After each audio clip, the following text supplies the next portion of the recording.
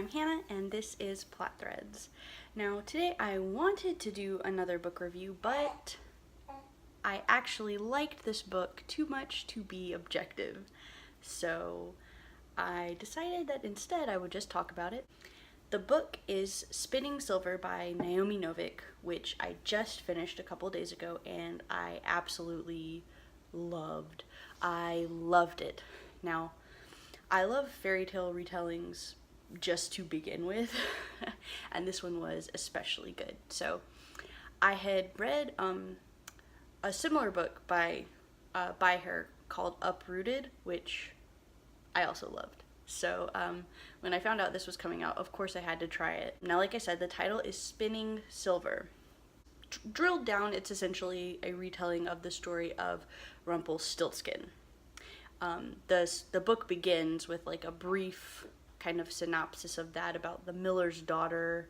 The miller says she can spin straw into gold to win the attentions of the king, but of course she can't. But a little man named Rumpelstiltskin comes and says, I can do this for you if you know, in exchange for something. I think it's like a necklace or a ring the first 2 times, and then the final time the king's like, turn this gigantic room of straw into gold, and if you do, I'll marry you, and if you don't, I'll execute you. And Rumpelstiltskin comes and of course does it, but he says, in exchange, this time I will take your firstborn child. So the book is, it very, very, very loosely follows that structure. A brief synopsis of the book. It follows a girl named Miriam who, tired of being poor and hungry and tired of seeing her 2 kind-hearted parents mistreated by the people of their village, she decides to take up her father's job as a moneylender and collect the debts that are owed to him. She becomes so good at it, and with such a clever head for business, that she attracts the attention of this race of fairies called the Sterrick that that visit the realm. They have their own special fairy realm. Now, instead of straw into gold, it's silver into gold, and she's of course not spinning, but trading and using her wits to make more money, essentially. Now, that's the central conceit of the story, but it's not the whole book. It's actually it's one part of a bigger whole. Now, first, the prose, what I loved about the book. Number 1 is the writing. It's so beautiful. It's gorgeous, lush prose that really pulls you into the story, which is perfect, in my opinion, for fairy tales.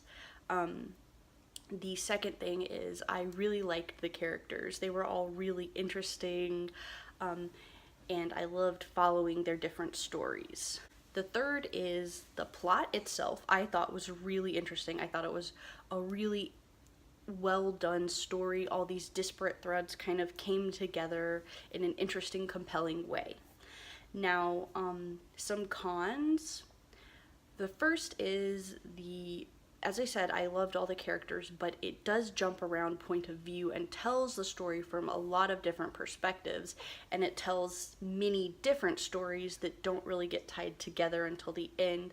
And for a lot of readers, or for some readers, I guess I won't say a lot, but I think that might be distracting. I think it might detract from their enjoyment of the book, because you get really involved in this one story and then all of a sudden it switches, and the perspectives are written in first person in each character's voice, and some of them, they're very different, I'll say that.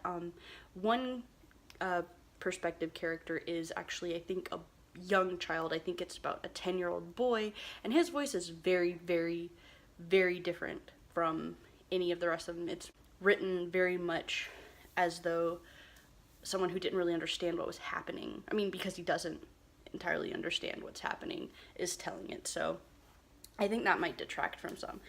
Personally, it didn't bother me. It did take me a little longer to get as invested in the book as I might have otherwise, but overall I thought it added a lot to the story, because as I said at the end, when everything comes together, and all these characters you've come to care about. You find out what happens, and you get to see the characters that you've read about and read in their voice through the eyes of other characters when they meet. And for me, it really, really worked, and I really enjoyed it. But again, because it's split up, the pacing of the book, especially in the beginning, is a little slow and I think a little jarring. As I said, it took me longer to get invested in the book than I was expecting. And like I said, I had read Naomi Novik's one of her other books, Uprooted, and loved it. And initially I was really disappointed. I was like, oh no, this isn't as good. My opinion changed by the end of the book, but it took a little while to get there. And I think for some people that, you know, they may not be willing to give it as much of a chance as I was, so that's a big con. And again, as I mentioned, the pacing, and it's slow. At the beginning, if you want the big fairy tale adventure kind of story, that's at the end. There's a lot you have to get through to get to that point, and there are a lot of different threads they have to introduce. One large part of the story about the Kingdom Czar, you don't really find out, well, that's not introduced until later than a lot of the other parts, and it has pretty much nothing to do with anything else when it is introduced. It's tangentially linked.